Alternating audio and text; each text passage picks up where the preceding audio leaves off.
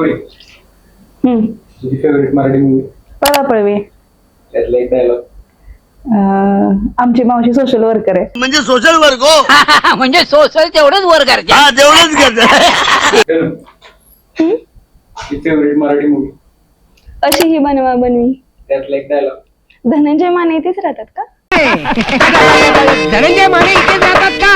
ठकठाक. बाबा, बोल घे. तुझी मराठी मधली सगळ्यात फेवरेट मूवी पछाडलेला त्याच्यामधला एक डायलॉग.